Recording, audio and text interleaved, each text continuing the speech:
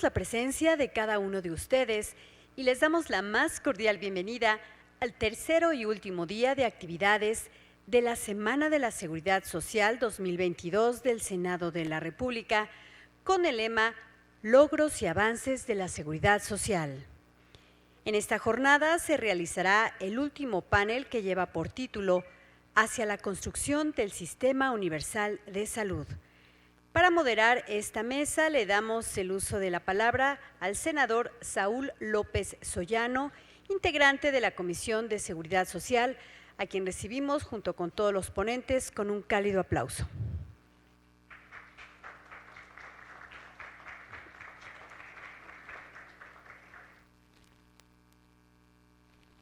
Adelante, senador.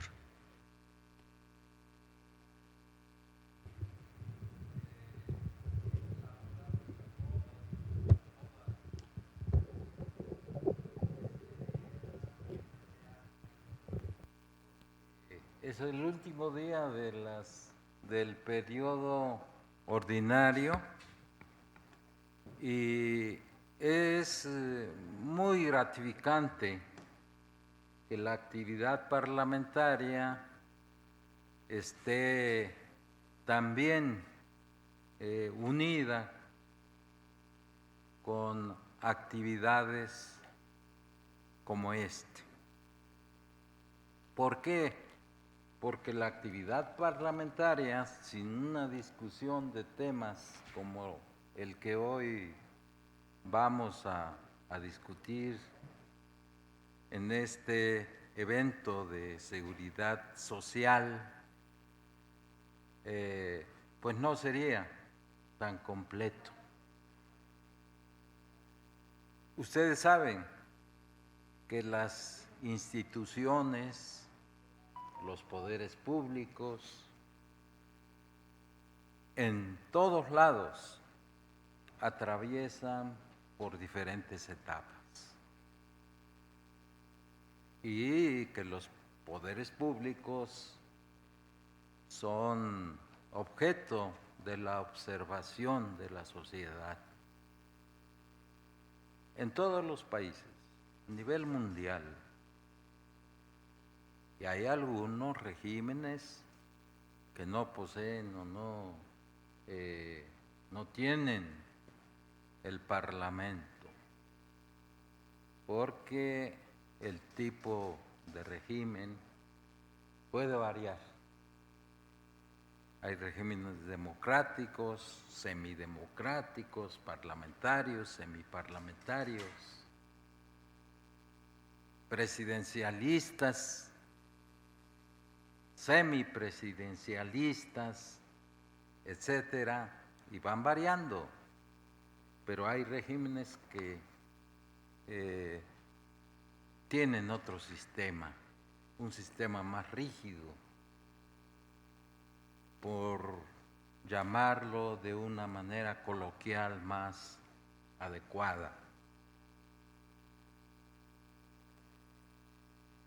En nuestro país, el sistema está en una reconfiguración muy importante, podemos decir desde 1910 y desde antes, digo yo 1910, porque a partir de que nace como tal el sistema mexicano, el sistema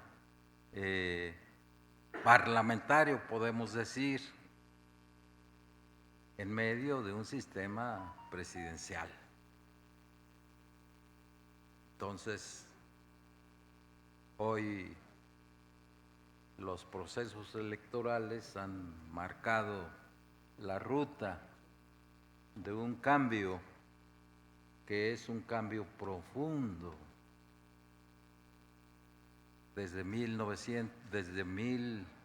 2018, que se inició una precampaña con nuestro actual presidente de la República y posteriormente con las elecciones que trajo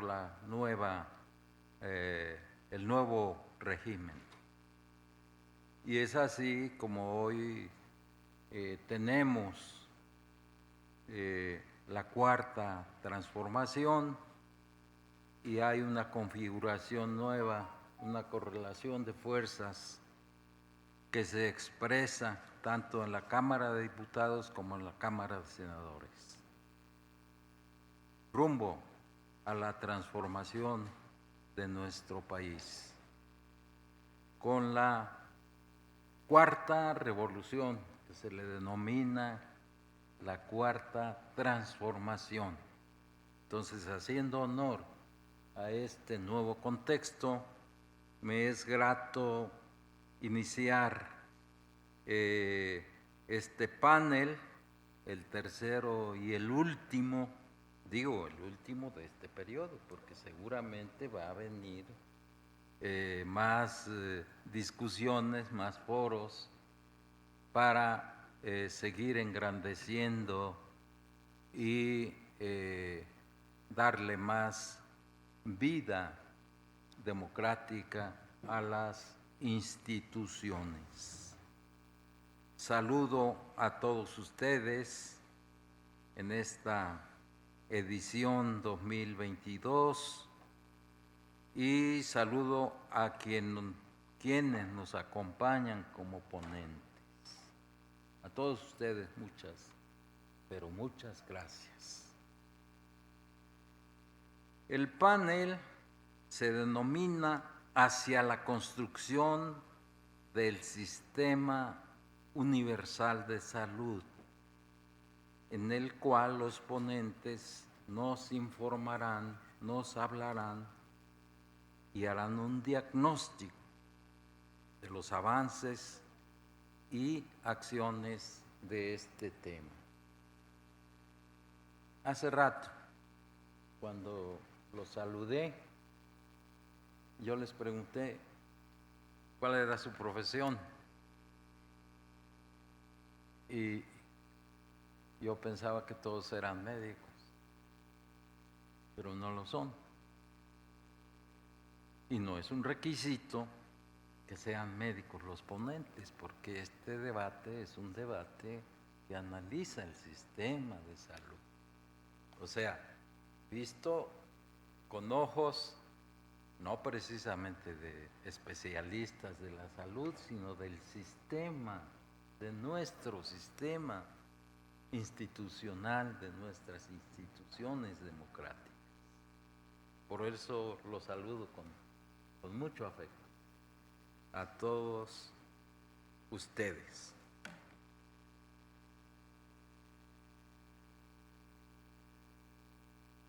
Entonces, la dinámica es de intervenciones iniciales de los ponentes hasta por 10 minutos, ¿verdad? Se iniciará con una presentación de su tema de acuerdo con el método que cada quien maneje. Aquí hay libertad. No somos en ese sentido rígidos y creo que tampoco lo son quienes nos escuchan y quienes disertarán. Al término de las ponencias se iniciará el riguroso bloque de preguntas o comentarios, como el público asistente, quienes nos visitan, quienes están en este foro, ya sea presencial o virtualmente, quieran hacer. Posteriormente de que se hagan las preguntas, las interrogantes o las reflexiones, pues cada uno de los ponentes, de acuerdo con el tema concreto, responderán las interrogantes, las preguntas, inquietudes o reflexiones. Entonces, tengo el agrado de presentar a nuestros invitados a este panel y menciono A lo mejor no están todos, pero creo que ya. Presento al doctor Roosevelt Toledo Ortiz. Muy joven, por cierto, y un aplauso para...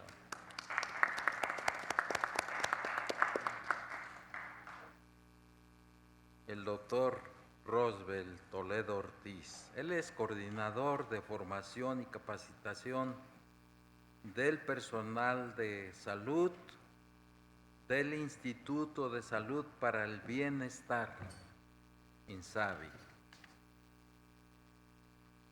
Presento asimismo al licenciado Alberto Torres Barriga, director normativo de ingresos y recaudación del ISSSTE. Gracias, Camilo. Al doctor Juan Diego Terán Páez, ¿verdad? Otro joven, me agrada decir, estamos entre jóvenes, y algunos no tan jóvenes como yo, pero es un placer estar con gente joven. Él es especialista de la Comisión Americana para el Adulto Mayor y de las Comisiones Americanas de Seguridad Social del Centro Interamericano de Estudios de Seguridad Social, CIES. Y finalmente, presento al señor Fabio Durán Valverde. Mucho gusto, bienvenido. Él es especialista en protección social y desarrollo económico de la Organización Internacional del Trabajo, de la OIT. Mucho gusto.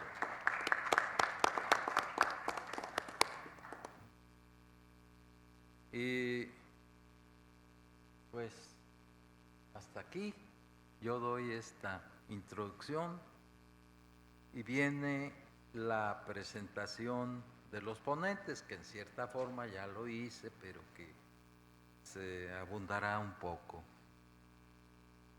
Adelante.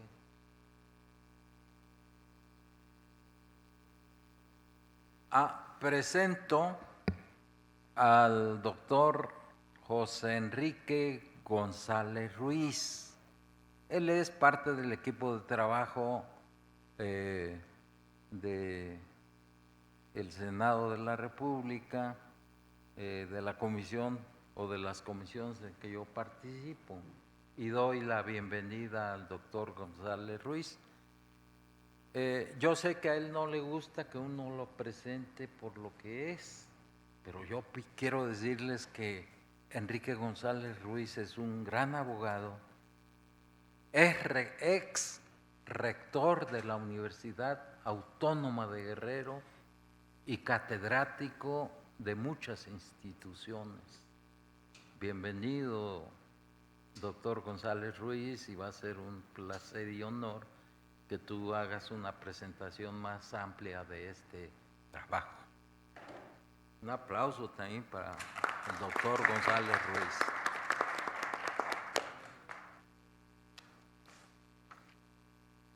Adelante, doctor.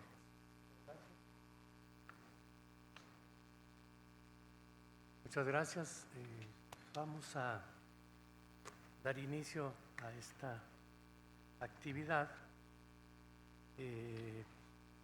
dando la bienvenida al doctor Roosevelt Toledo Ortiz, quien es médico cirujano, egresado de la Facultad de Medicina de la Universidad Nacional Autónoma de México. Él realizó su internado médico y servicio social en el Instituto Nacional de Nutrición Salvador Subirán. Se especializó como médico del trabajo en el IMSS por la UNAM. Realizó una maestría en Ciencias en Sistemas de Salud en el Instituto Nacional de Salud Pública. Cursó un doctorado de alta dirección y recibió el doctorado honoris causa por el Instituto Kinneret, ¿lo dije bien?, de México. Realizó seminarios y estudios complementarios de Emory University, Escuela de Salud Pública de Harvard, Escuela de Salud Pública Johns Hopkins, entre otras. Damos la bienvenida al doctor, que también fue asesor de la Unidad de Atención Primaria de Salud del IMSS.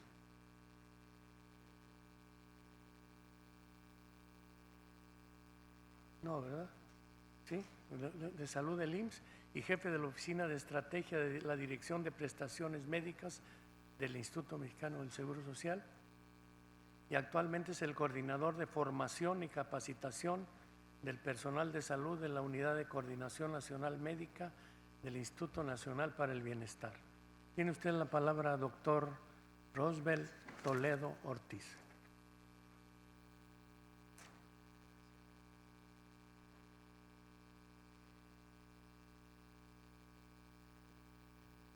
Muchas gracias, respetable Presidium, senador Saúl López Ollano, doctor González.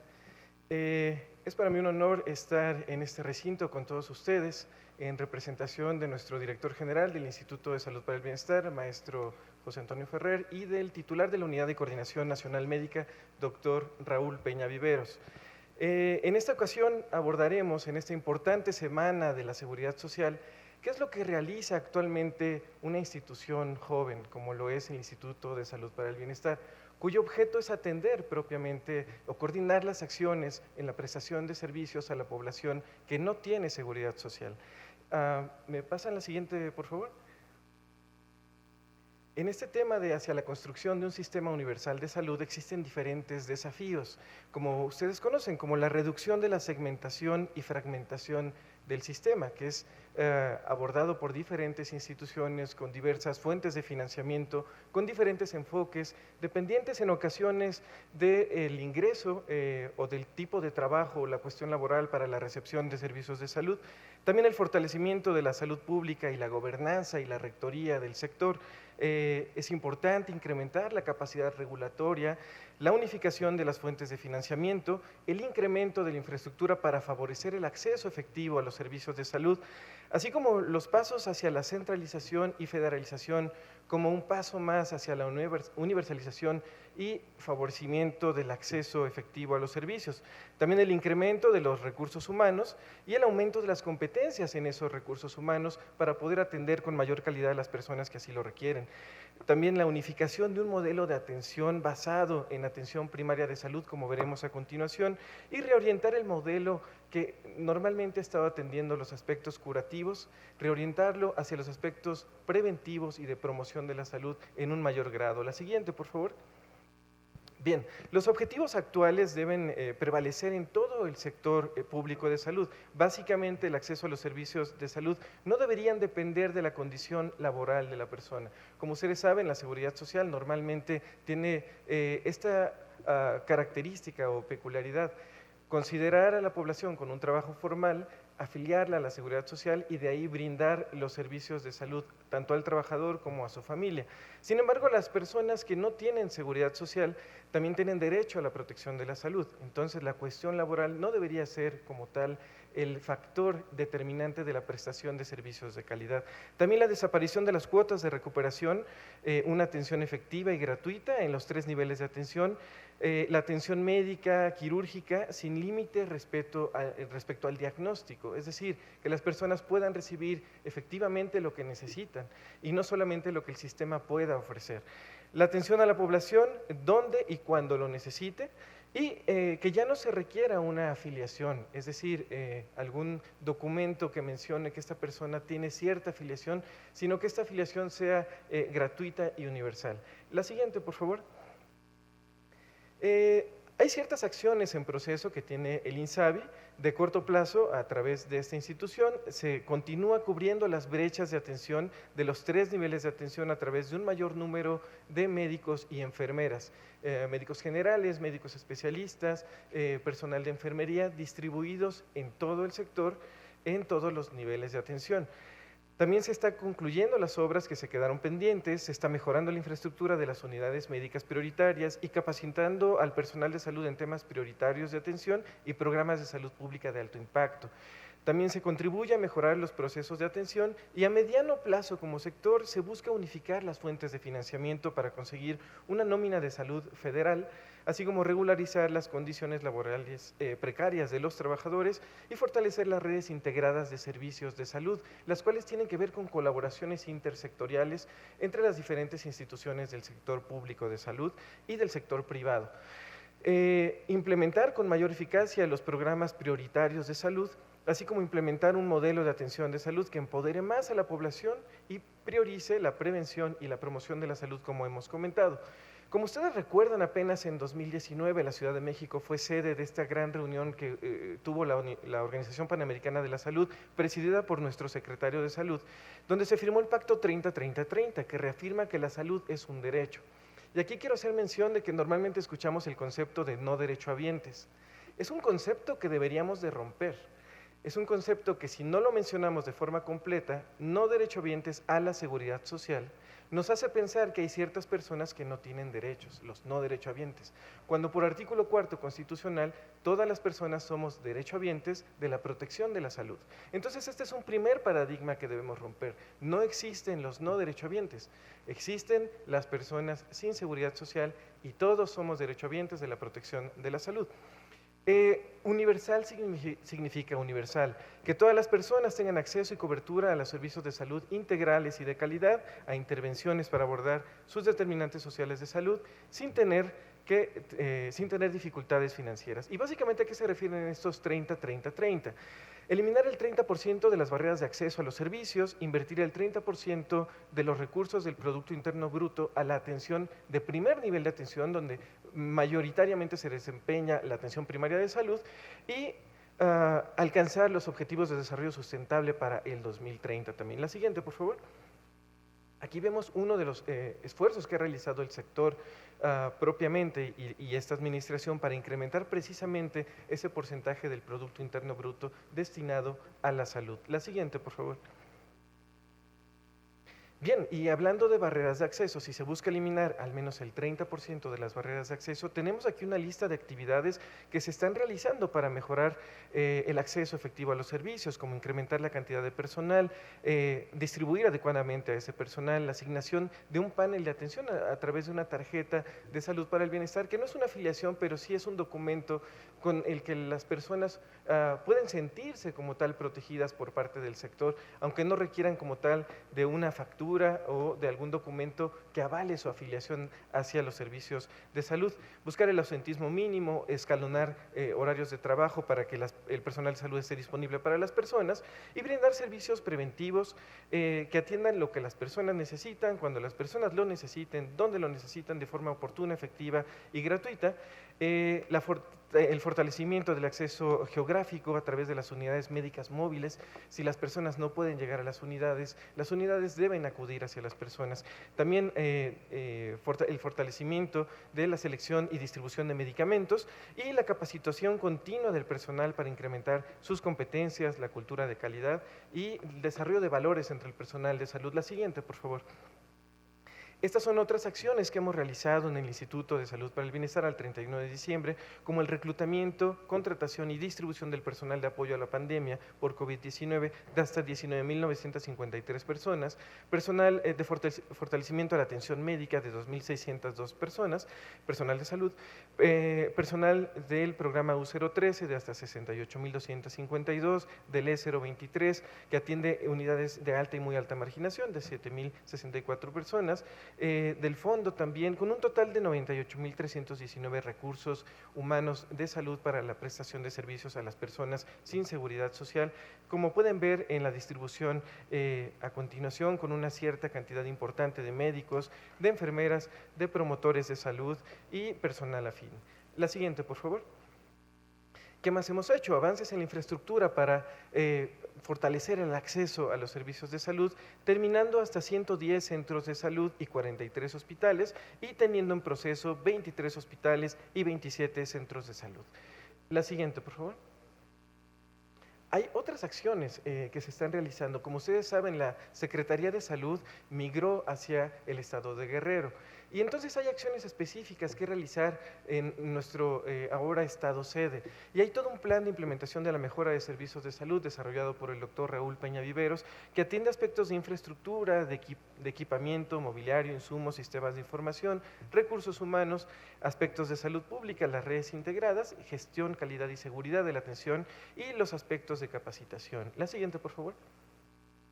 ¿Y qué es la atención primaria de salud de lo que tanto se habla? Este es el marco conceptual que establece la Organización Mundial de la Salud, la Universidad de Harvard también, y que integra básicamente todas esas acciones esenciales que no son exclusivas del primer nivel de atención. De hecho, hay una crítica interesante que primary healthcare estuvo mal traducido. La palabra primary la tradujimos a primaria y entonces eso nos hace pensar directamente en el primer nivel de atención, cuando en realidad todas estas acciones fundamentales, porque de hecho otra traducción de primary es fundamental, esencial, prioritario.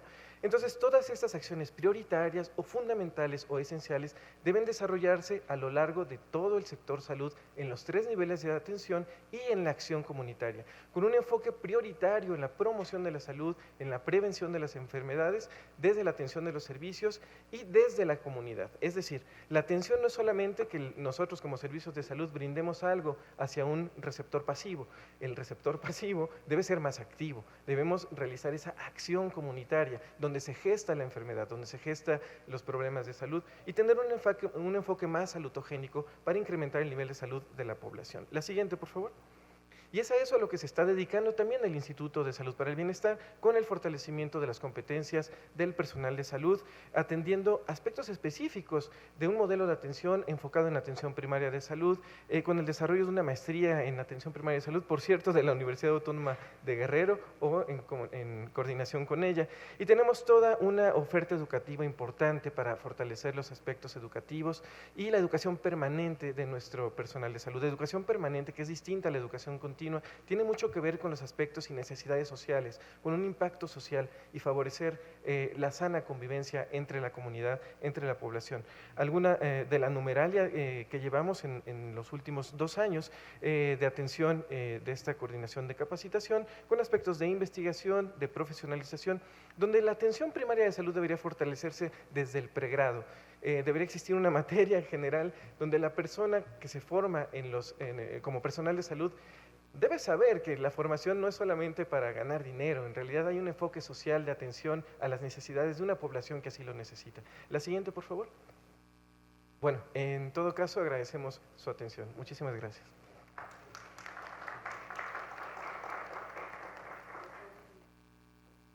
Muchas gracias, doctor Rosbel Toledo Ortiz, por su participación. Se ha incorporado a la mesa una dama gentil, entonces quisiéramos pedirle que nos haga favor de dirigir un mensaje a los asistentes.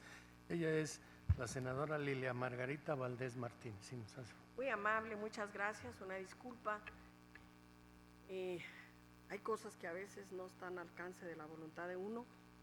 Es el último día que sesionamos, cerramos periodo, y todos y todas las senadoras teníamos algún evento relacionado con esta semana tan importante de seguridad social o con el Día del Niño, que en unos días se festeja, y que como Comisión de Salud, se los explico para darles una disculpa, ofrecerles una disculpa de la llegada tarde, pues tuvimos que cambiar el día del festejo, estuvimos inaugurando una feria para niños y niñas con un futuro saludable. Nosotros queremos, y aquí nos entendemos, que la seguridad social y la salud son hermanas, definitivamente. No podemos pensar en un país saludable si no construimos una seguridad social. Todos los seres humanos tienen como expectativa llegar a adultos, a mayores, pero con una seguridad. Todos los que trabajamos estamos pensando en que si se nos llega a ofrecer algo, tengamos seguridad social. Todos queremos que nuestros hijos, si algo pasa, tengan una seguridad social.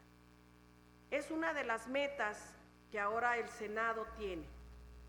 con los y las senadoras que comulgamos con un México de progreso, estamos seguros y convencidos que si vamos juntos en este sentido, dentro de 25 o 30 años, nuestros niños van a estar sanos y nuestros adultos van a tener seguridad social.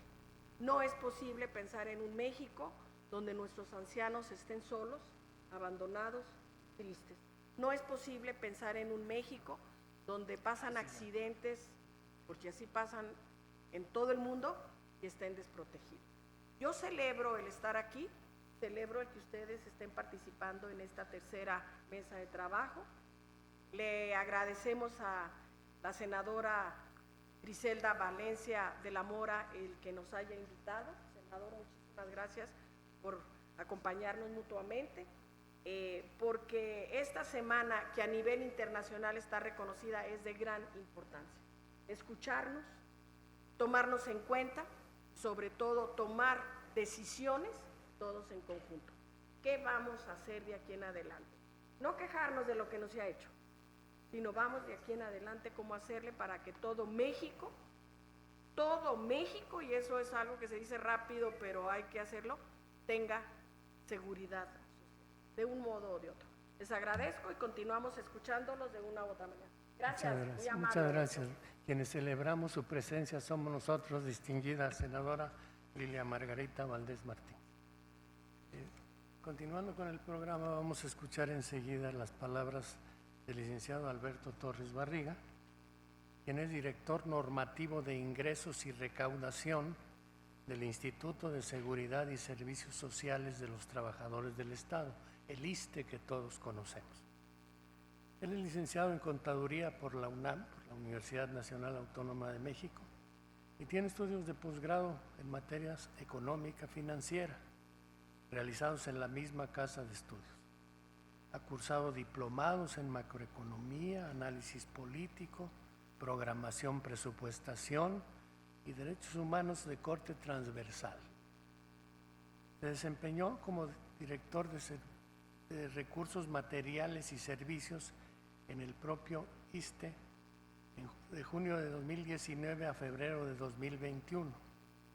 En esa misma institución fungió como jefe de servicios de presupuestos desconcentrado de febrero a mayo de 2019. Posee experiencia como coordinador de auditoría en la Secretaría de Hacienda y Crédito Público.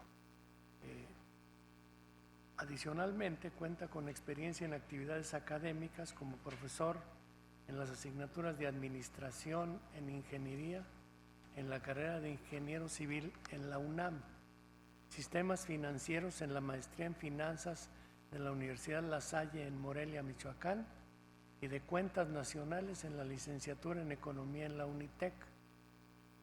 Ha llevado a cabo la capacitación a servidores públicos para la integración del anteproyecto de presupuesto y proyecto de presupuesto de egresos en sus mínimos de operación con corte transversal en equidad de género y derechos humanos de los ejercicios presupuestales de 2008 a 2012 para la Secretaría de Protección Civil del entonces Gobierno del Distrito Federal. Llevó a cabo la investigación estadística sobre educación profesional comparada entre los diferentes países de renta media, documentos entregados al Instituto Politécnico Nacional 1995-1996.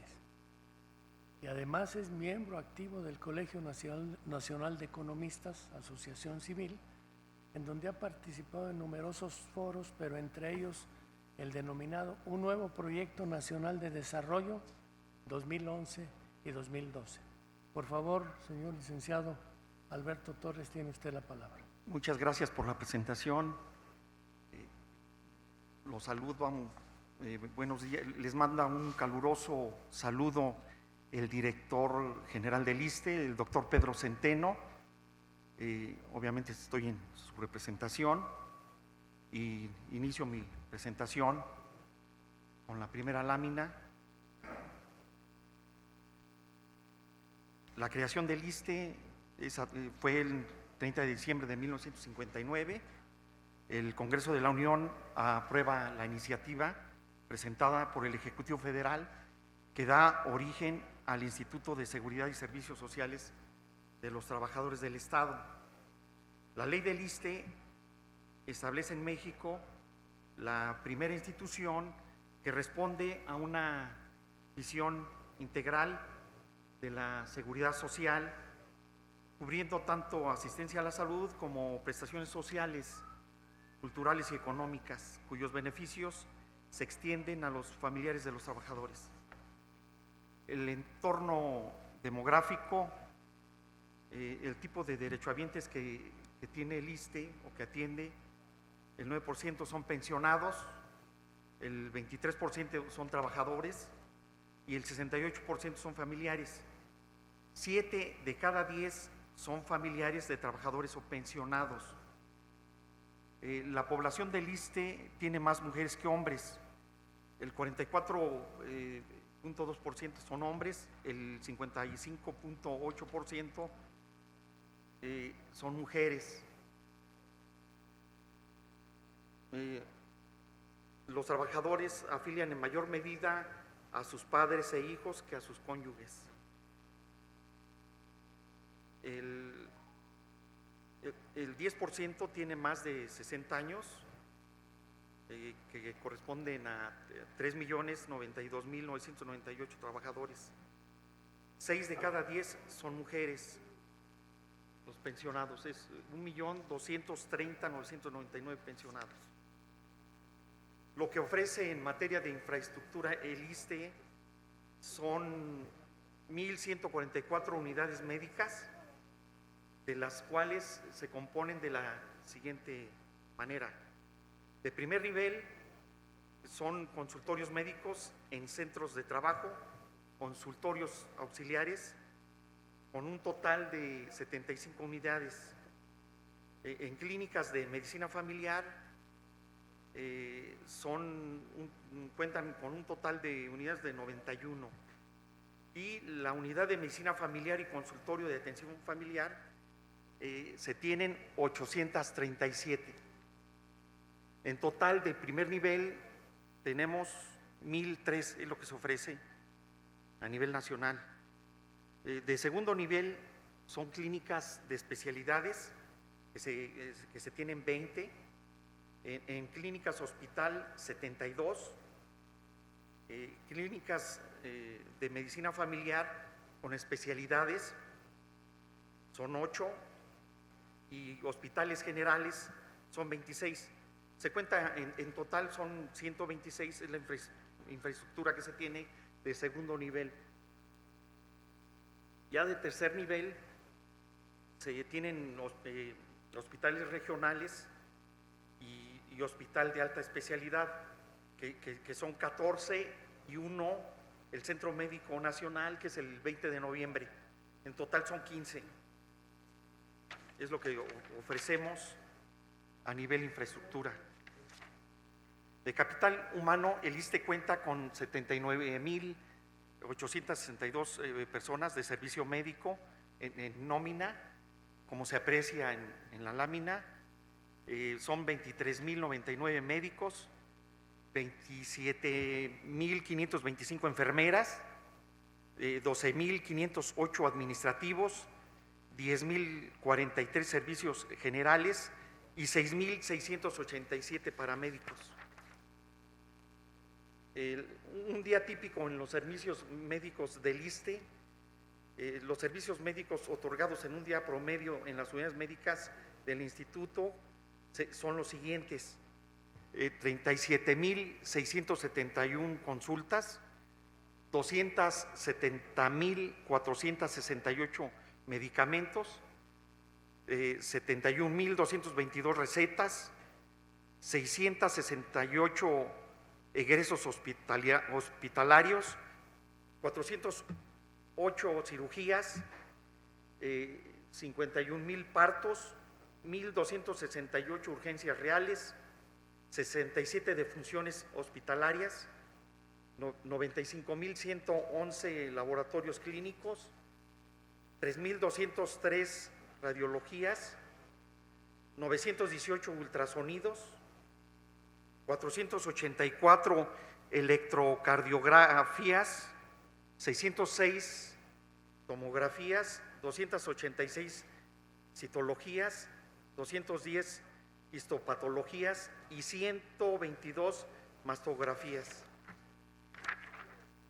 Afiliados al ISSSTE, el ISSSTE cubre servicios a 13.5 millones de derechohabientes, de los cuales 3 millones son trabajadores del Estado, 1.2 millones son pensionados, más sus familiares. El ISSSTE otorga 21 seguros de prestaciones y servicios de la población. Los derechohabientes de 60 años y más conforman el 33% de la población que atiende el ISSSTE. Los derechohabientes por sector. Los trabajadores que cotizan al instituto son 3 millones de personas con un sueldo básico promedio mensual de 10,900 pesos, con una edad promedio de 46 años de edad. Como se puede apreciar en la gráfica, los sectores con mayor número de trabajadores son el magisterio, que representan el 38.51%, y el de salud, 13.62%. De estas, el 78% están incorporadas por convenio. La coordinación interinstitucional para atender la pandemia por COVID-19, el 30 de marzo de 2020 se decretó la emergencia nacional de salud ocasionada por el brote de COVID-19. El ISSSTE recibió la instrucción del presidente de la República para iniciar los trabajos de reconversión hospitalarias de 112 unidades médicas de alta especialidad y del segundo nivel de atención en todo el país, de manera coordinada con las instituciones del sector salud, IMSS, INSABI, SEDENA y Pemex. El ISSSTE facilitó al INSABI 2 hospitales para la atención al COVID-19, que fueron el Hospital General Dr. Carlos Calero El Orduy en Cuernavaca, Morelos, y el nuevo hospital en Tepic, Nayarit.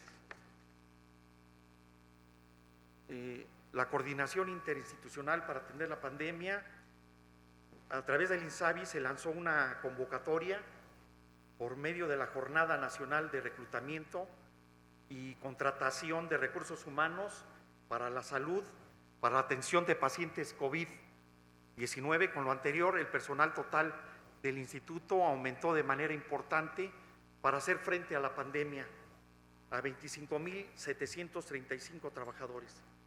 El ISSSTE celebró un acuerdo interinstitucional con la Secretaría de Salud del Gobierno de la Ciudad de México para atender y agilizar las necesidades de recepción y traslado de los pacientes con la enfermedad COVID en la Ciudad de México.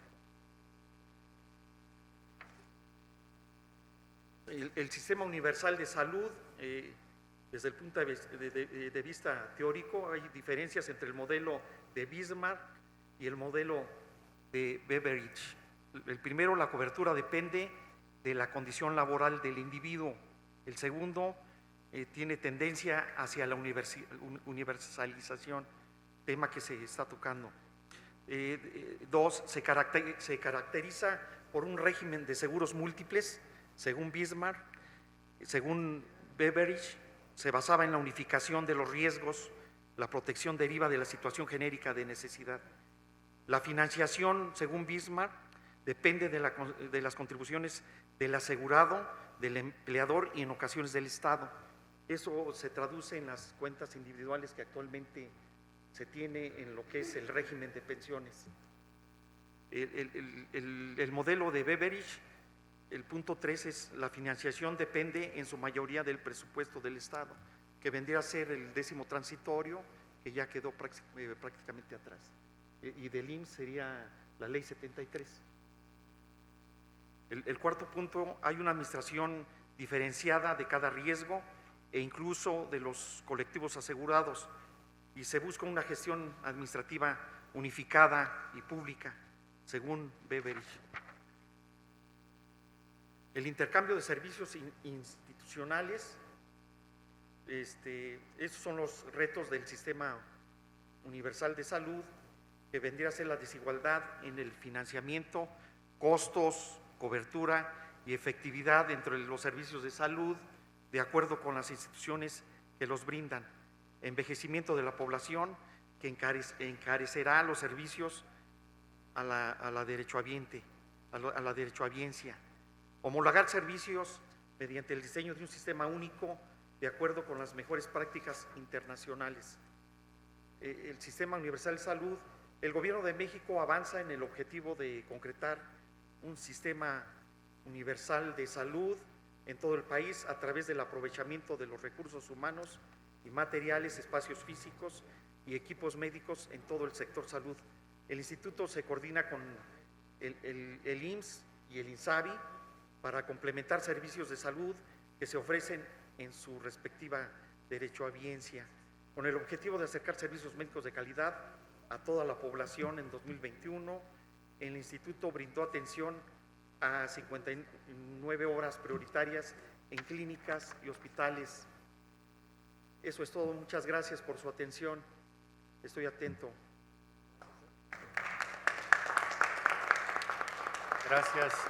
Gracias por su intervención, señor licenciado Alberto Torres Barriga. Vamos a tener una moderación ahora sí de lujo. La senadora Lilia Margarita Valdés Martínez conducirá la sesión en lo sucesivo. Si es tan gentil, senadora. Muchísimas gracias, doctor, muy amable. Estaba muy atenta y pendiente yo de lo que estaban diciendo, luego haré mis comentarios, pero creo que le toca la palabra al doctor, ¿no? Ya cambiamos el orden. Sí, es exactamente el mismo, al doctor Juan Diego Terán Páez, por favor, va a hacer uso de la palabra. Mientras se acomoda el doctor Terán Páez es doctor en estudios de población y maestro en demografía por el Colegio de México, economista por la Universidad Autónoma de Zacatecas. En su experiencia académica ha impartido cursos de demografía en instituciones como la Escuela Nacional de Antropología e Historia y la Universidad Nacional Autónoma de México. Su experiencia laboral ha estado centrada en la investigación de los fenómenos poblacionales que tienen que ver con la migración internacional México-Estados Unidos, las transformaciones de los perfiles poblacionales y el envejecimiento demográfico. Se ha desempeñado como investigador asociado en proyectos desarrollados por instituciones como el Centro de Investigación y Docencia Económica y la Universidad Autónoma de Zacatecas. Además, ha realizado consultorías para organismos internacionales. Cuenta con algunas publicaciones sobre la migración México-Estados Unidos y el cambio espacial de dicho fenómeno. Además de tener amplia experiencia en diseño de instrumentos de levantamiento de información, coordinación en campo y procesamiento de información de fenómenos poblacionales.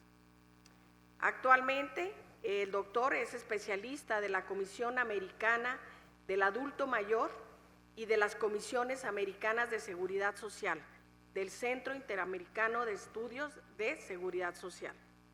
Se le concede la palabra no estamos dando tiempo, hasta el tiempo que usted quiera. Ok, muchas gracias. Buenos días a todos los que nos acompañan en esta sala. Primeramente, quisiera agradecer la invitación porque justamente nosotros en la institución que representamos, la Conferencia Interamericana de Seguridad Social, en este año celebra sus 80 años, que ha estado al servicio de las instituciones de las Américas, justamente para promover un derecho universal, un derecho que es inalienable a las personas, como es la seguridad social. En este momento toca hablar un poco sobre la construcción hacia un sistema universal de salud en las discusiones que se van originando dentro del territorio nacional mexicano. La ponencia que les voy a presentar a continuación la he titulado La salud, un derecho humano universal, retos y aprendizajes hacia la construcción de un sistema de salud universal en México. Siguiente, por favor. La siguiente. Primeramente quisiera hablar un poco sobre cuál es la concordancia que existe entre un derecho como lo que se confiere a la seguridad social y el tema que tiene que ver en referente a un derecho universal como es el derecho a la salud. Primeramente debemos que entender que la seguridad social es aquel instrumento que ha estado garantizado en la vida primeramente de los trabajadores, pero que es necesario repensarlo ya como un derecho para toda la población, independientemente de su condición laboral, si se desempeña en el mercado laboral formal o en la informalidad. En este sentido, la seguridad social actúa como aquel seguro que hace frente a todos los riesgos sociales a los que podemos estar expuestos. En los últimos años al mundo nos ha impactado un tema que no estaba predicho en la vida cotidiana, como fue la COVID-19, y que justamente esto llega a concretizar lo que sería un riesgo social. La seguridad social siempre está al frente para garantizar en ciertas modalidades todos estos riesgos, donde uno de sus principales componentes es el tema y la garantía a la salud. Por tanto, dentro de las fases en las que se compone la seguridad social, está todo aquello como el acceso a la asistencia médica, la protección ante el desempleo, enfermedades por invalidez, accidentes laborales, la maternidad, pérdida del sostén de la familia, seguridad en el ingreso. Siguiente, por favor. Dentro de la salud nosotros debemos concebir que es un derecho universal a todas las personas por el solo hecho de ser humanos, y que justamente este derecho está garantizado y está plasmado en varios acuerdos internacionales, en la Declaración Universal de los Derechos Humanos, por lo que varios organismos internacionales han retomado el promover este derecho y sobre todo que exista plasmado en las constituciones de los diferentes países. Entendido esto como un derecho humano universal, es irrenunciable en este sentido. Para México, en el artículo 4 es donde podemos encontrar la garantía del mismo, ¿no? La salud no debe de ser entendida simplemente como un instrumento de atención a la enfermedad, sino que realmente lo que busca es más allá siempre mantener un estado de salud en las personas. Por tanto, el entender el concepto de salud nosotros lo podemos desdoblar en lo que es la promoción, lo que es la prevención, el tratamiento, la rehabilitación y los cuidados paliativos. Es por eso que si nosotros en este momento estamos planteando sobre un sistema de salud universal, debemos estar presente de que cada una de estos componentes deben de estar garantizados y gestionados desde esta formación. Siguiente, por favor. Por tanto, hablar de universalidad en la salud no prácticamente lo tenemos que traducir a que es el garantizar un derecho desde la gratuidad, sino que realmente hay una cuestión de presentar esquemas que sean loables para cada uno de los países y que sobre todo estos tengan una finalidad no solamente de satisfacer las necesidades de la salud, sino que van más allá en la garantización de un derecho universal a las personas, independientemente de cualquiera de las características de esta persona o si es que se desempeña en el ámbito laboral o no. Es un derecho que por ende debe de estar garantizado a toda la población. Por tanto, desde la Organización Mundial de la Salud se especifica un paquete de cobertura mínima que tiene que ver con cuáles son los componentes que deben de estar garantizados por el Estado mínimamente para todas aquellas personas que residen en un territorio determinado. Y sobre todo los organismos internacionales también han estado orientados a motivar cuál es la ventaja de que la población goce de un estado de salud, decoroso para justamente contribuir al desarrollo de las propias naciones. La Agenda 2030, dentro de sus objetivos, maneja justamente la cobertura universal en la mayor medida posible para la población. Siguiente, por favor. Por tanto, hablar de un sistema de salud no solamente es enfocarnos a la atención de la enfermedad, al tratamiento de estas, sino que hay que hablar de sistemas integrales de salud, de prestaciones de servicios de salud, de garantizar todas estas prestaciones también al personal que está haciendo frente a satisfacer esta necesidad, las instalaciones con las que cuentan los sistemas de salud para hacer accesible el servicio. Recordemos que aunque esté garantizado un servicio a la salud, no es lo mismo la accesibilidad, no es lo mismo la cobertura y no es lo mismo el acceso que la población puede tener y disfrute de estos servicios, ¿no? De nada sirve que en una nación esté garantizado el acceso a la salud cuando las instalaciones en aquellos lugares que se encuentran a lo mejor alejados de las localidades urbanas, pues tengan dificultades en el acceso o se presenten a esas barreras que en cierto momento resultarían en una discriminación. Tener acceso a las tecnologías sanitarias, hablar de un sistema universal de salud no solamente implica el hecho de unificar algunos sistemas fragmentados de salud, sino hablar de un expediente electrónico que sea propiedad total de la persona usuaria y que ella pueda tener acceso a todos los datos independientemente de las instalaciones de salud en las que decida atenderse. Sistemas de información, sobre todo que estén vigentes y que tengan transparencia, porque muchos de estos sistemas de salud están nutridos de recursos públicos y siempre que se involucran estos recursos públicos, la transparencia es una de las cuestiones que siempre se deben de mantener en mente. Y mecanismos de garantía en la salud. No es lo mismo para las personas que tengan la afiliación, que tengan el acceso, solamente destinarles algunos servicios de salud, sino que la calidad de los servicios también debe de estar garantizada. Siguiente, por favor. Posteriormente, dentro de los servicios básicos que según la ONCE deben de garantizar como un piso mínimo, del componente de salud, pues tienen que ver con la salud reproductiva de la madre, el recién nacido y el niño, con algunas enfermedades infecciosas, enfermedades no transmisibles y servicios de capacidad y acceso. Algo de lo que nosotros tenemos que prestar cierta atención es en referente a las enfermedades no transmisibles, por la propia transición demográfica que estamos viviendo en nuestros países en la región, donde México no es la excepción. Estamos logrando esperanzas de vida mucho más altas. Se ha convertido la edad avanzada o la población adulta mayor en una de las etapas más largas de la vida. Por tanto, viene con ello un costo que tiene que ver con las enfermedades crónico-degenerativas. No solamente lo debemos de enfrentar como un costo, sino que nos deberíamos de estar replanteando en este momento la prevención para tener una vida saludable. Siguiente, por favor. Tenemos que hablar también que, bueno, dentro de la cobertura de salud debemos contemplar algunas dimensiones, como es la afiliación universal. La mayoría de las instituciones que promueven justamente esto a la afiliación, es decir, hablar de los 135 millones de mexicanos que se encuentran viviendo en este territorio actualmente, que tengan garantía de la afiliación. No basta con ello, sino que realmente es hacer ejercer ese derecho que tiene que ver con un tema de cobertura universal, ¿no? Tenemos a los 130 millones de población afiliada a un sistema de salud, si hablamos de un sistema hacia la construcción de un sistema universal, pero para ello implica garantizarles un paquete integral de servicios de salud en prevención, promoción y atención, ¿no?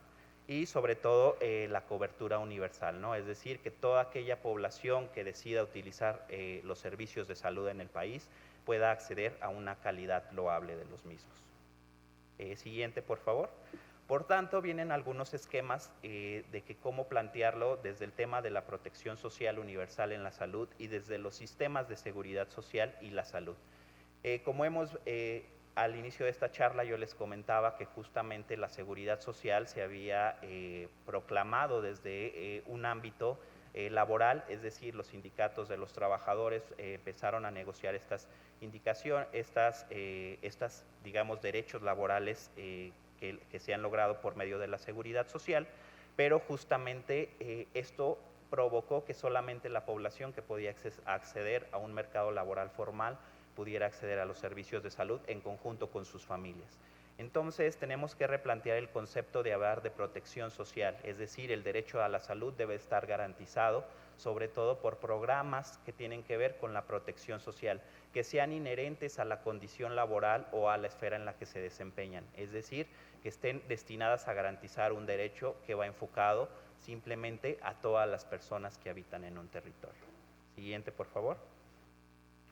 Por tanto, es necesario replantear incluso el concepto de seguridad social, que no solo esté dirigido a este esquema tripartito donde el trabajador, empleador y una entidad como es el Estado estén figurando ahí, ¿no? Sino que realmente sea incluyente para toda la población que reside en un territorio.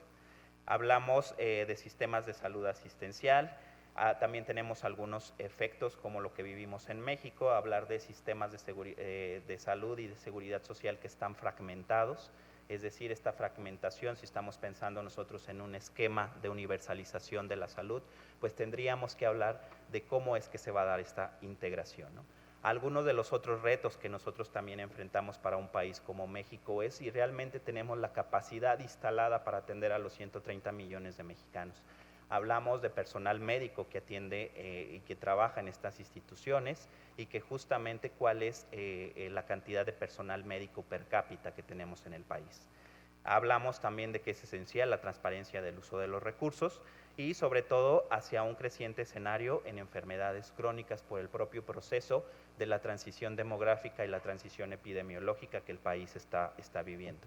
El reto que nos estamos planteando en la mayoría de los países, en donde México también tiene un reto ahí, es en el tema de la financiación, un tema gerencial y sobre todo en los modelos de atención para garantizar este derecho universal. Siguiente, por favor.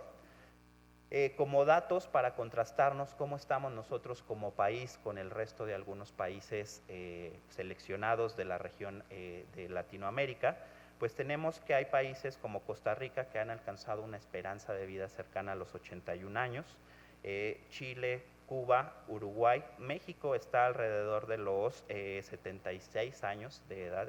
Hablar de la esperanza de vida muchas de las veces se habla de la calidad de vida y el momento de desarrollo en el que está en el país, pero justamente no basta solamente con alcanzar un indicador alto de decir tenemos uno de los indicadores en esperanza de vida más altos, sino que nos debemos de concentrar en la calidad de vida que están viviendo nuestras personas. Hablar de esperanza de vida saludable, de nada sirve que nuestras poblaciones estén intentando vivir o sobrevivir a los 75 años cuando estamos empezando a presentar enfermedades crónico-degenerativas desde los 35, 40 años. Es necesario hablar de un sistema de salud universal que garantice sobre todo el tema de la prevención y sobre todo de llegar a un envejecimiento saludable. ¿Por qué nos preocupa? Hace un momento el senador señalaba que estamos poblaciones jóvenes en esta mesa. Es preocupante porque en algún momento vamos a llegar a esas edades y en esas edades nos interesa que el sistema de salud esté garantizado, ¿no? Siguiente, por favor. En cuanto a qué se debe que estos indicadores en algunos países sean elevados, qué es lo que han hecho diferente, cuáles son las buenas experiencias o qué podríamos aprender de estos países, qué podríamos nosotros difundir a otros países sobre nuestras buenas experiencias. Pues bueno, un elemento interesante es la cantidad de presupuesto respecto al PIB que se destina a los sistemas de salud. Es la cantidad y sobre todo debe de quedar en claro también la administración del mismo, ¿no? La siguiente, por favor.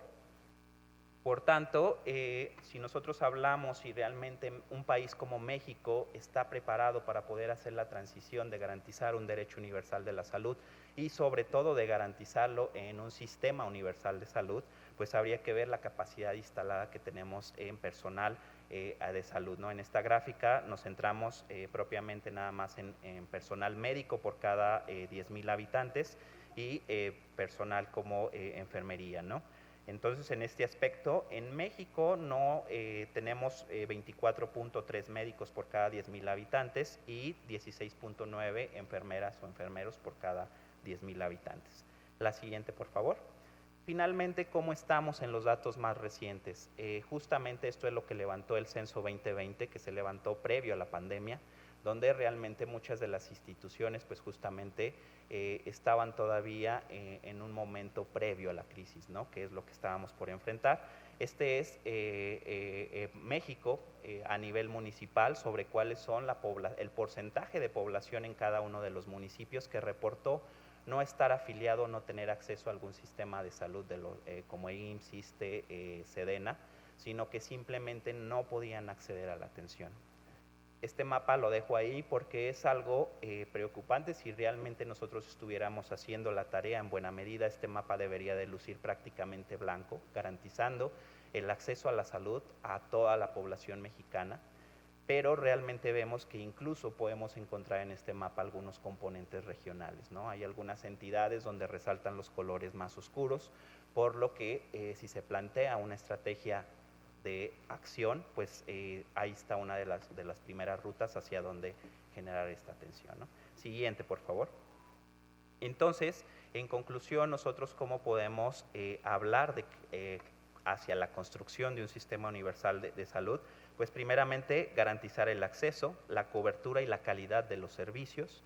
Es una visión desde la prestación social, es decir, que esté fuera de alguna categoría laboral, sino que sea un tema de garantizar un derecho universal a la población y sobre todo invertir en los sistemas de salud, no sobrecargarlos, es decir, no llegar a metas de que el 100% de la población está afiliada, cuando realmente una de las estrategias que se podrían replantear sería saturar los sistemas de salud, ¿no? Porque esto se va a ver en el reflejo en demeritar la calidad de los mismos. Entonces, si nos planteamos una estrategia de construir un sistema universal de salud, pues hay que complementarlo con algunos programas sociales, pero también hay que repensar en cuánta inversión estamos destinando a estos sistemas.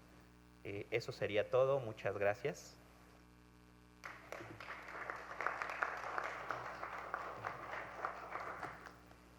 Muchísimas gracias, muy clara, precisa, y nos lleva a las reflexiones, su exposición, doctor, muy amable. Con la participación del señor Fabio Durán Valverde, especialista en protección social y desarrollo económico de la Organización Internacional del Trabajo, vamos a cerrar este tercer y último panel de esta Semana de la Seguridad Social. Nuestro ponente es economista, especialista en seguridad social, con más de 30 años de trabajo en el ámbito de la protección social, experto internacional con actividades en más de 40 países, abarcando América Latina y el Caribe, África, Asia y Europa. Sus principales áreas de trabajo abarcan el financiamiento de la protección social, las ciencias actuariales y las estadísticas, aplicados a la economía de los sistemas de pensiones, economía de la salud, gasto social, economía informal y pobreza. Tiene publicaciones especializadas en protección social, economía de la salud, estudios actuariales, pensiones y gasto social. Hasta el 2021 ocupó la posición de jefe de la Unidad de Finanzas Públicas, Actuaria y Estadística del Desarrollo de Protección Social de la Organización Internacional del Trabajo, OIT, en Ginebra. Actualmente es especialista principal en protección social y desarrollo económico para Centroamérica, República Dominicana y Haití. Se le concede la palabra al señor Fabio Durán Valverde. Hola. Bien, buenos días, muchísimas gracias. Un saludo y un agradecimiento muy especial al senador Saúl López Sollano y a la senadora Lilia Margarita Valdés por esta oportunidad. Para nosotros, para la OIT, es muy importante esta invitación y le agradecemos enormemente porque venimos aquí a discutir un tema que está en el corazón de la agenda institucional de la Organización Internacional del Trabajo, que tiene que ver con la garantía de derechos no solo a los trabajadores, sino a toda la población. Y no podría ser más apropiado el título de esta sesión, en términos de la garantía de estos derechos. Entonces, mi presentación va a ser un poco diferente. Yo no voy a hablar de México, voy a hablar un poco en general de cómo desde la OIT vemos la realización de un sistema universal de salud basado en principios y en derechos, y esto es a lo que me voy a referir a lo largo de mi corta presentación. Bien, entonces pasamos. A lo largo de esta presentación voy a enfatizar en 4 mensajes claves. Uno es que a pesar de los avances logrados, persisten enormes brechas y desafíos para alcanzar los sistemas universales. Esto pese a esfuerzos de décadas, persisten las barreras de acceso y esto llama a la reflexión sobre las dificultades de toda índole que se encuentran detrás de la idea de universalizar los sistemas de salud. El segundo mensaje clave es la universalidad como un derecho humano y una necesidad, que ya fue mencionado previamente por expositores.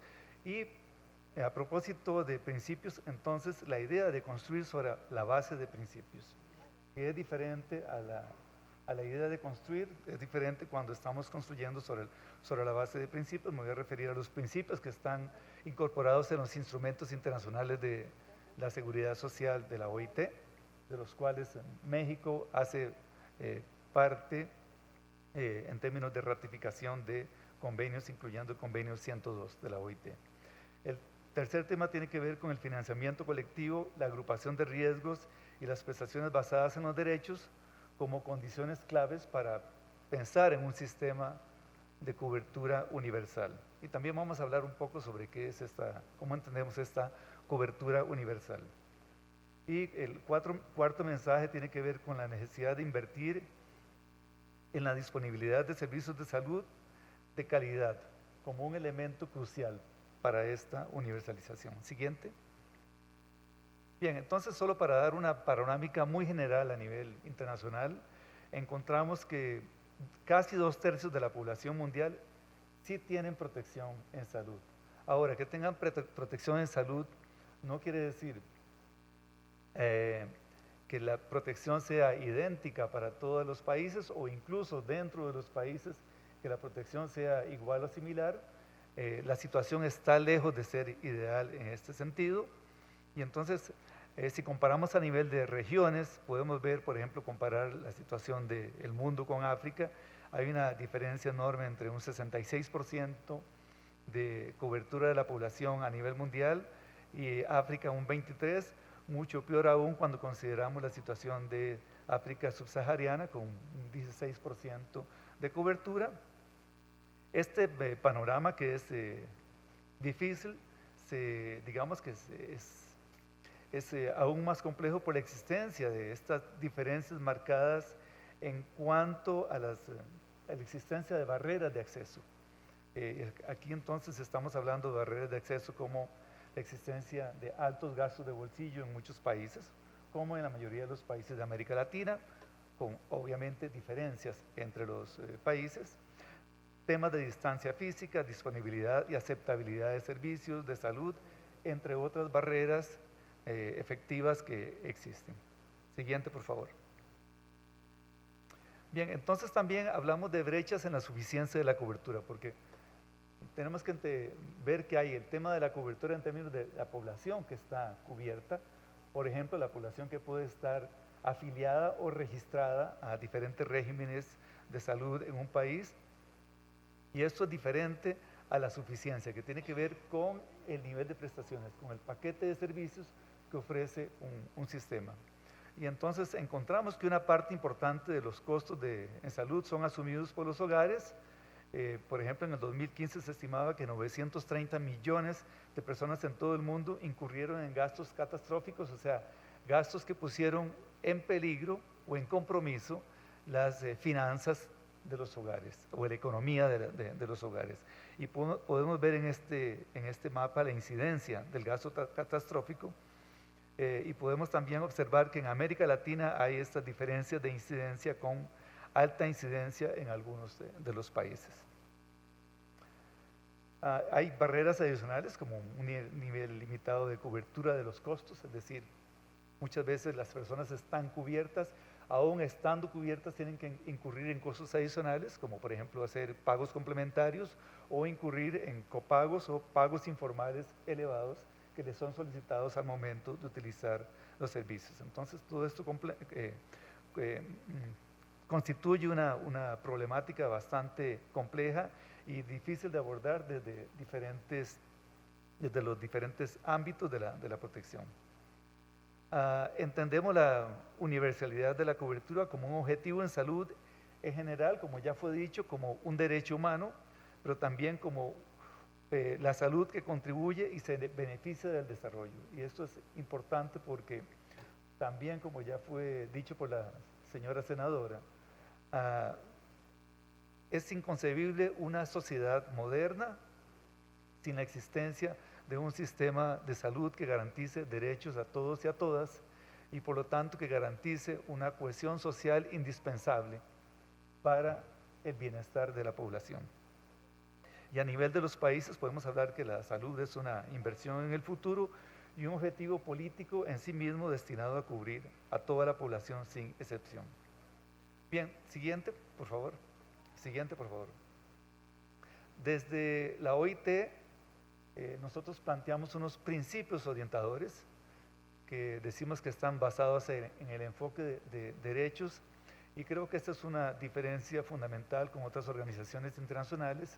Estos principios que encontramos acá están basados en las normas internacionales de la OIT, que han sido construidas y ratificadas por los 183 países miembros de la OIT, y por lo tanto constituyen una guía para el diseño y para el desarrollo de los sistemas. Estamos hablando de la universalidad de la protección en primer lugar, o sea, de una protección que sí es un derecho.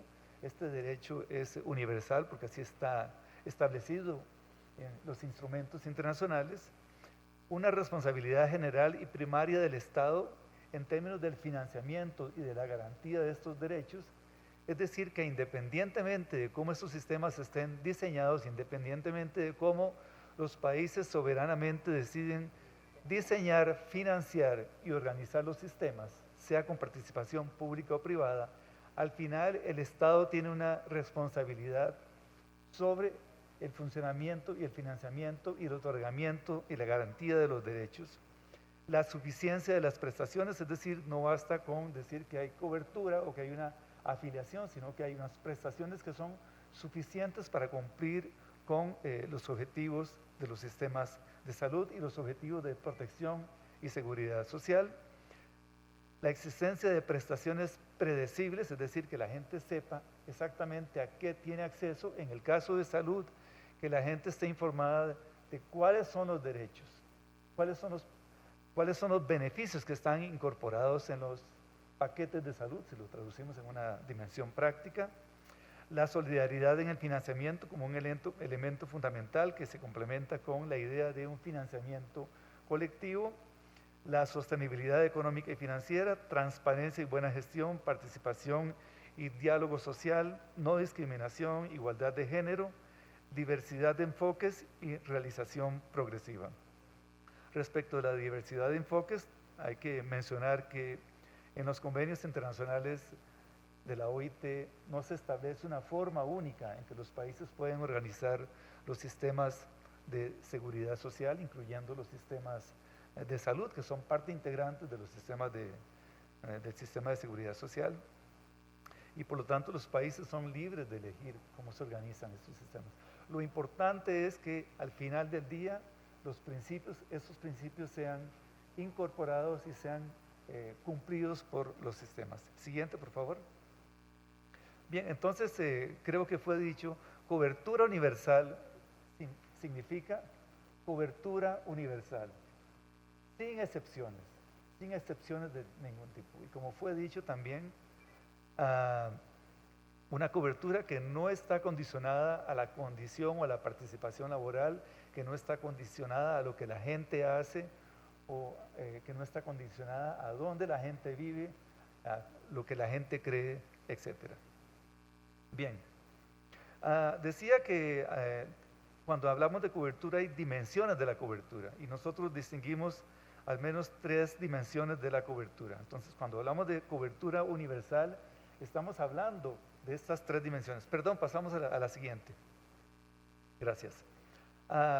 Estas dimensiones son quién está cubierto, es la población, que es a lo que normalmente hacemos referencia cuando hablamos de cobertura, pero también deberíamos tener en cuenta qué servicios están cubiertos, es decir, la suficiencia, o en inglés lo llamamos el adequacy de los servicios, la adecuación podría ser una mala traducción, pero sería la suficiencia, porque dice en qué medida los servicios son suficientes para cumplir con un objetivo de protección de las personas, y en qué porcentaje o qué proporción de los costos de los servicios está cubierto, es decir, lo que podríamos llamar la protección financiera, para evitar que la gente no tenga que pagar aun cuando se le garantiza un derecho al momento de la cobertura.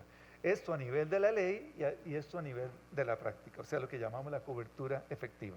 La siguiente, por favor. Vamos a pasar esto. Al siguiente, por favor.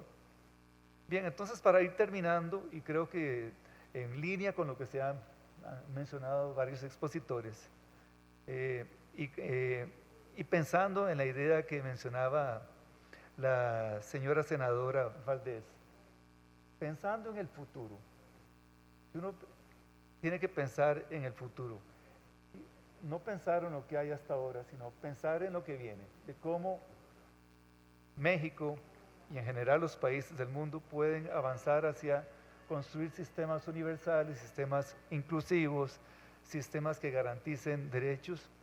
Hay un tema fundamental que tiene que ver con la integración. La experiencia internacional lo que indica es que para hacer que los individuos se alejen de una situación de una alta magnitud de la incertidumbre individual, hay que avanzar hacia la integración.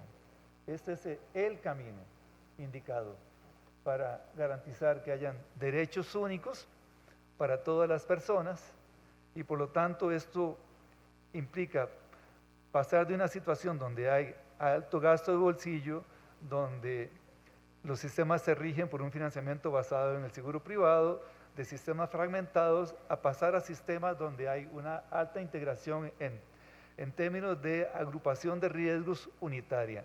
Agrupación de riesgos unitaria no necesariamente quiere decir que haya un sistema con una administración única, que muchas veces se considera una situación ideal, pero sí un sistema donde todas las personas, sin excepción, tienen el mismo derecho, exactamente el mismo derecho al acceso y la misma garantía de acceso a las mismas prestaciones.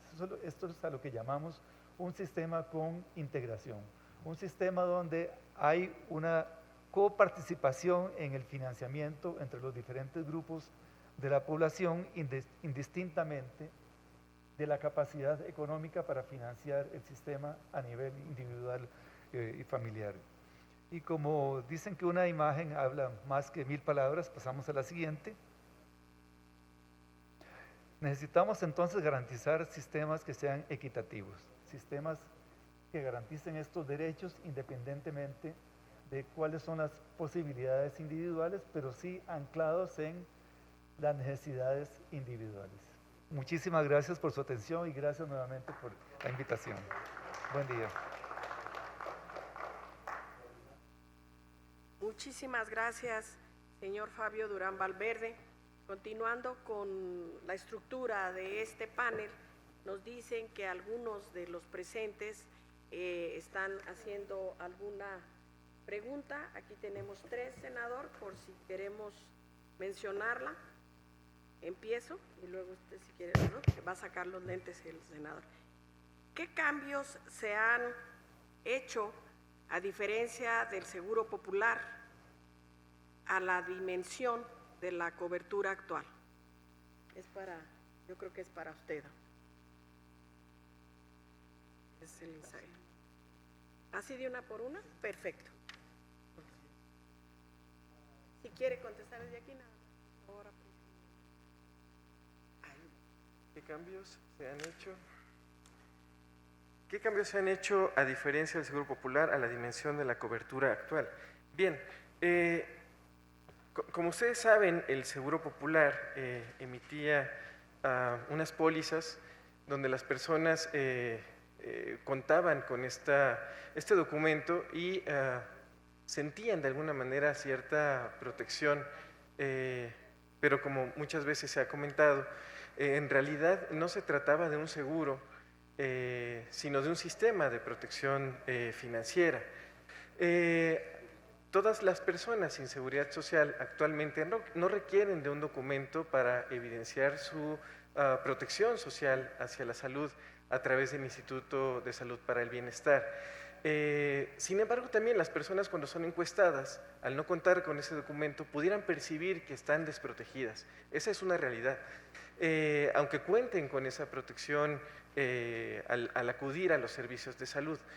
Entonces, de alguna manera, para dar respuesta, la cobertura de atención de los servicios en los últimos años es un poco cuestionable por todo el efecto que tuvo la pandemia también. Como ustedes saben, las personas no acudieron a los servicios de salud por el temor a los contagios por COVID-19. Las atenciones, las consultas de primera vez, etcétera, tendieron a bajar también por el temor a la pandemia. Y es hasta el 2021 cuando empieza a verse en algunos momentos algunos repuntes de acceso a los servicios. Esto es muy importante porque los servicios no deben de planearse con base en la utilización de los mismos, sino con base en la población de responsabilidad de acuerdo al servicio de salud. Es decir, identificar al panel de atención, que es responsabilidad de ese grupo, de ese sector, jurisdicción o de la Secretaría Estatal, por ejemplo, e identificar al panel y planificar con base en el panel de atención. No solamente planificar con base en las personas que acuden y demandan los servicios de salud, porque ahí no estaríamos planificando de una forma efectiva. No sé, doctora Licona, si pude atender un poco su pregunta. Gracias. Muy amable.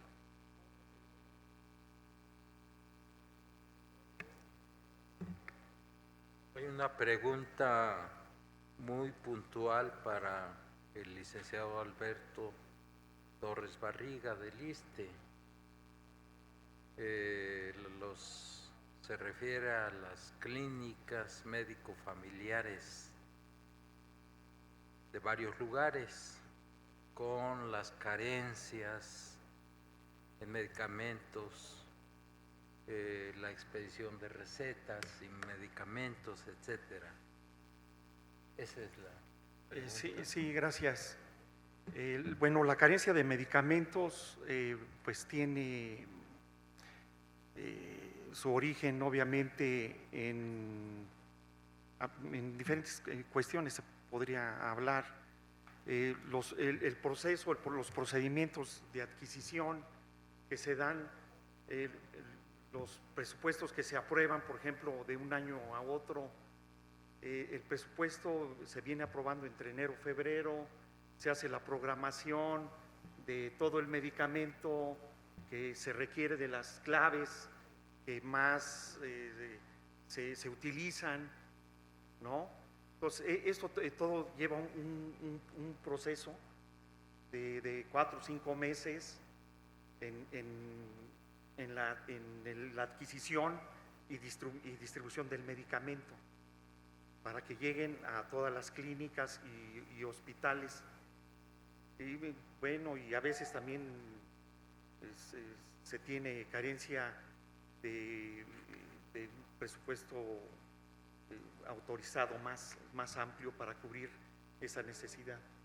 En materia de infraestructura, y de igual manera, pues es capítulo 5000, hay cuestiones o hay situaciones que se dan en la compra de equipo médico para ciertas clínicas u hospitales, y eso también conlleva obviamente todo un proceso porque se tiene que autorizar a través de la cartera de inversión de la Secretaría de Hacienda y es toda una gestión. Y también obviamente el manejo de ese equipo, se necesitan los recursos humanos idóneos para ello. No sé si con ello cubro la expectativa de explicación a la pregunta realizada. Gracias, es muy amable.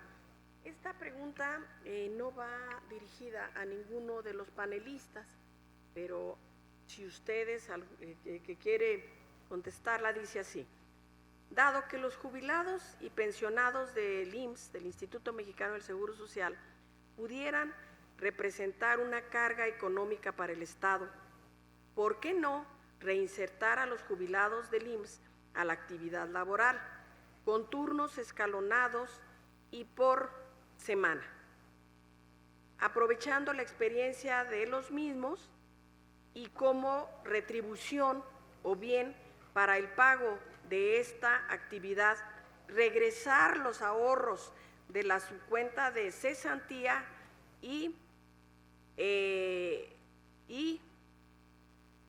vejez que tienen las AFORES? Por favor. Gracias. Sé que es un tema que realmente no estuvo abordado dentro de la exposición, pero voy a retomar la pregunta porque justamente uno de los papeles que desempeño en el Centro Interamericano de Estudios de Seguridad Social tiene que ver con la Comisión Americana del Adulto Mayor. El hablar este tema que se le ha dado mucho, el hablar de los jubilados o de la vejez como un tema de una carga para los sistemas financieros en los países, habría que reorientarlo en otro sentido. Porque esto viene de un término económico que justamente se habla el índice de dependencia, y que cuando se construye desde la manera del indicador, el índice de dependencia, se atribuye que realmente tanto los menores de 14 años como la población de más de 60 años recae en una carga para la población que se cataloga como productiva entre los 15 y los 59 años.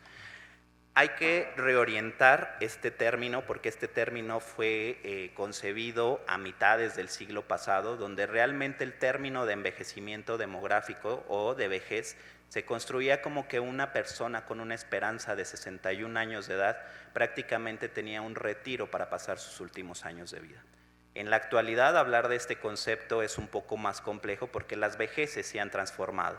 Tenemos población que fácilmente en la actualidad está sobrepasando los 100 años de vida y que realmente tienen una manera en que ya no construimos este concepto de envejecimiento como las personas que eran en trabajos manuales, ¿no? Afortunadamente en todos nuestros países han incrementado los índices de escolaridad, tenemos que las personas se mantienen activas en el mercado laboral, pero con un ámbito de mayor productividad porque tienen un mayor grado de escolaridad. Entonces, en este sentido, nosotros el hablar de las personas que se retiren a los 60 años, pues prácticamente es incluso un tema discriminatorio, ¿no? Solemos ver esas solicitudes de empleo donde se está solicitando a algún trabajador y que dice que sea menor de cierta edad, ¿no? Entonces, en este aspecto, el poder concebir como el envejecimiento como un proceso cambiante a lo largo del tiempo nos permitiría reconceptualizar. Algo que hay que dejar en claro, que la evidencia de muchos países en la región que está hallando, es que las personas realmente, aquellas que tienen una protección asegurada de recibir una pensión mínima, no quieren regresar a participar al mercado laboral, ¿no? Hay una relación inversa. ¿Qué quiere decir? Que en los países donde hay una mayor cobertura de pensiones universales, hay una menor participación de personas adultas mayores. ¿Qué pasa en países como el nuestro, en México? Bueno, que realmente no hemos alcanzado la suficiencia de esa pensión universal y que por tanto estas personas se ven en la necesidad de insertarse al mercado laboral en condiciones de discriminación, en condiciones de informalidad y sobre todo de precariedad laboral, ¿no? Justamente qué es lo que vimos nosotros con la pandemia cuando las personas que se dedican a embolsar los productos en los centros comerciales tuvieron que ser retirados, ¿no? ¿Qué pasó con el sustento de esta cuestión? Entonces, el plantear que realmente si las personas se deben de retirar de su etapa de jubilación y reintegrarse y todo, hay que entenderlo que no la única función de las personas en esta sociedad están orientadas en el tema laboral, también pueden aportar en algunos otros aspectos, capital social, en la integración, en el intercambio intergeneracional.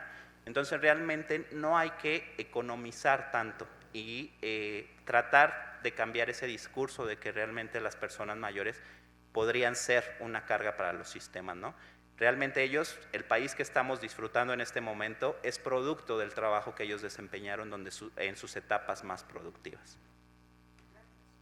Muy amable. Un aplauso a todos los panelistas. Quiero comentarles, a propósito de esa muy buena pregunta, yo soy jubilada del Seguro Social. Yo tengo más tiempo ya de jubilada entré muy joven al Seguro Social, 17 años, entonces imagínense a la edad que me jubilé. Y considero respecto a esa pregunta que se hizo, que la tarea, entre todas las tareas que mencionaron los panelistas que tenemos pendientes, definitivamente es también el reformar el sistema de jubilaciones y pensiones de todo el país. No obligar que se vaya la gente cuando no se quiere ir del trabajo, tampoco hacerlo en una forma, y se los digo honestamente, querer afianzar, asegurar una jubilación y luego decir, quiero que me den otro trabajo. Si eres productivo, si eres una persona que todavía puede seguir trabajando, no es necesario en un buen sistema de protección y seguridad social que quieras asegurar tu pensión. O sea, no tener ese temor a lo que voy. Es que primero me jubilo y luego ya jubilado yo le sigo, que me contraten, que me vuelvan a pagar, que me vuelvan a dar otra jubilación. Creo que ahí es parte de las tareas pendientes y efectivamente otro de los puntos muy importantes mencionados es que como país, insisto, tenemos que subir el gasto destinado a la seguridad social y a la salud.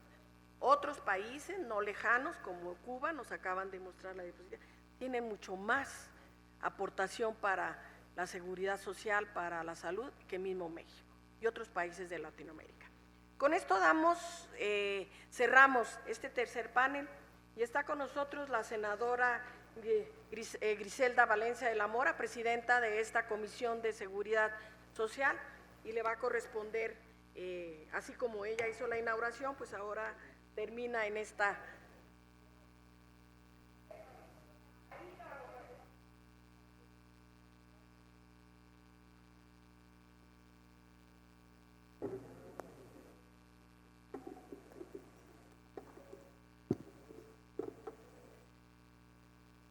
Buenas tardes, buenos días todavía a todas y todos. Distinguidas servidoras y servidores públicos, especialistas y académicos que nos acompañan en esta importante jornada de la seguridad social. Compañeras senadoras y senadores, a nombre de la Comisión de Seguridad Social de esta Cámara Alta, agradezco a todas y todos los ponentes por sus valiosas intervenciones. Sin duda, esta fue una jornada valiosa por el contenido de todas y cada una de las exposiciones vertidas durante su desarrollo. En ella, como parte del panel 1, se advirtió que con la reforma pensionaria de 2020, más personas puedan aspirar a la pensión de cesantía en edad avanzada y vejez. Además de que se avanza para generar mayores rendimientos y se protege la cuota social de los trabajadores, del patrimonio de los trabajadores, sin que tengan que hacer ninguna aportación. Anunciándose que se va a trabajar en todos los niveles para corregir desequilibrios del sistema y mejorar las pensiones, considerando que en la construcción de un sistema requiere de la participación de todas y todos, y en ello se tiene que seguir trabajando. Escuchamos que de esta forma se impulsó la reforma de 2020 que marcó un parteaguas por la participación de los empresarios, poniendo en el centro a los intereses de los trabajadores a fin de beneficiar hasta este momento a más de 33,000 personas pensionadas con una elevación de una tasa de reemplazo del 74% para mejorar sustancialmente por encima del promedio de la Organización para el Desarrollo y la Cooperación Económica, la OCDE. De esta manera, México avanzó, por lo que hoy ocupa el lugar 15 dentro de los países de dicha organización. También se mencionaron algunos de los retos en el futuro, tales como son elevar la tasa de reemplazo, la vecindad de cotización, impulsar el ahorro voluntario y elevar los ingresos de la población. Por otra parte, se destacó la importancia de la Afore Pública Pensionista en virtud de que genera utilidades y administra los recursos en favor de los trabajadores con bajas comisiones al no tener un afán de lucro. Se reconoció en el problema del sistema pensionario anterior a la reforma de 2020 eran los parámetros que no daban ingresos justos a los trabajadores, no garantizaban una pensión mínima garantizada. Por eso se cambiaron con dicha reforma en la que concurrieron todos los sectores de gobierno, patrones y trabajadores. El cambio fisiológico de la reforma es que se transitó de un sistema de contribución definido puro a un sistema mixto, con tasas de reemplazo competitivas, con equidad, sostenibilidad fiscal para un 80% de los trabajadores. Sin embargo, entre los principales retos que se encuentran la informabilidad y las brechas de género que deben atenderse, entre otros. En una primera etapa del panel 2 se reflexionó en torno a los diversos retos y la necesidad de impulsar acciones que permitan reducir el déficit del trabajo digno. Por ello, se coincidió que todo empleo debe ser una actividad dignificada, bien remunerada y con acceso a la seguridad social, tema de justicia laboral que nos compete a todos. De manera relevante, se destacó el tema de las trabajadoras del hogar, que se impulsó desde el Senado y como referente a este programa piloto del Instituto Mexicano del Seguro Social sobre la cobertura para estas trabajadoras, y que a la fecha existen más de 46,000 registros que representan un beneficio en materia de seguridad social para 130,000 derechohabientes aproximadamente. En ese mismo sentido, se compartió la urgencia de buscar estrategias para la cobertura para trabajadores independientes, clasificación que se les da a los trabajadores de plataforma a quien no tienen un reconocimiento por parte de las autoridades. Por ello, se debe impulsar cambios a la legislación para reconocer una relación de trabajo subordinada y proteger los derechos humanos de este sector. En el tema de pensiones se planteó el reto de la inclusión ante la nueva realidad laboral con mecanismos para trabajadores independientes que tengan esquemas atractivos para generar aportaciones para su retiro. Aunado a lo anterior, se sugirió el diseño de las políticas y estrategias de extensión de la seguridad social enfocadas en colectivos específicos. Se reconocieron los avances que recientemente se han registrado a través de la reforma en materia de pensiones realizada en el año 2020. Sin embargo, existe la necesidad que se contemplen disposiciones directas para disminuir la inequidad de género, asimismo que es necesario que se promueva la formación y capacitación de las mujeres para que puedan integrarse a mejores condiciones del mercado laboral, se construyan guarderías públicas infantiles gratuitas o subsidiadas, se formalicen los contratos de trabajo de las empleadas domésticas, se ratifiquen los convenios de la Organización Internacional del Trabajo, se reemplacen las tasas de mortalidad diferenciadas por tasas de mortalidad unices en beneficio de las mujeres y que en casos de divorcios la cuenta sea equitativa. Finalmente, se señaló la necesidad de que se legisle en materia de portabilidad de los derechos entre sistemas pensionarios, se dé mayor difusión a la fórmula del cálculo de la pensión según la tabla del artículo 167 de la ley del IMSS con base en las AUMAS. En el tercer panel se reconoció a la seguridad social como prevención de riesgo y se reparó en torno a la estructura del Sistema Universal de Salud, en el que hay que considerar varios elementos: sistemas de salud, prestaciones de servicio de salud, personal sanitario, instalaciones, tecnologías sanitarias, sistemas de información, mecanismos de garantía de la calidad. Se adujo sobre la importancia de invertir en los sistemas de salud a fin de garantizar el acceso, la cobertura y la calidad de servicios. De manera fundamental, se advirtieron dentro de los principales riesgos tales como la reducción de segmentación y fragmentación del sistema, la unificación de fuentes de financiamiento, el incremento de infraestructura y reorientación del modelo de lo curativo a lo preventivo. De ahí que los objetivos en salud que se han fijado son que el acceso a los servicios de salud ya no debe depender de la condición laboral de la persona, de su aseguramiento o de su condición económica. Por ello, las acciones, la desaparición de las cuotas de recuperación y una atención afectiva y gratuita en los 3 niveles de atención, así como una atención médica y o quirúrgica sin límite respecto al diagnóstico.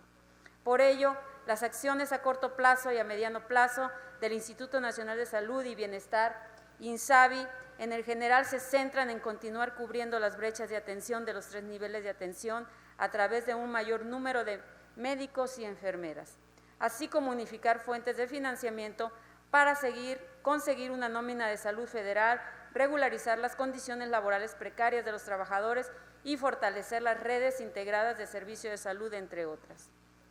Estimadas y estimados participantes, ha sido muy positivo y enriquecedor para este Senado de la República el haber celebrado la Semana de Seguridad Social, que anima a seguir trabajando a partir de las enriquecedoras reflexiones y propuestas que sirven para seguir avanzando en el objetivo de ampliar la cobertura y en beneficio de la seguridad social con el concurso de las instituciones encargadas y de los diferentes sectores de la sociedad para poder garantizar este derecho fundamental. Les vamos a dar el cierre, por favor. No sé si nos ponemos de pie, siendo las 11:53 del día miércoles 27 de abril de 2022, en la sede del Senado de la República, doy por concluidos los trabajos de la Semana de Seguridad Social en su edición 2022. Muchas gracias a todas y a todos. Y de esta manera quedan concluidos los trabajos de la Semana de la Seguridad Social 2022. Le pedimos a nuestro presidium permanecer de pie para llevar a cabo la fotografía de este tercer y último panel de trabajo de esta semana, logros y avances de la seguridad social.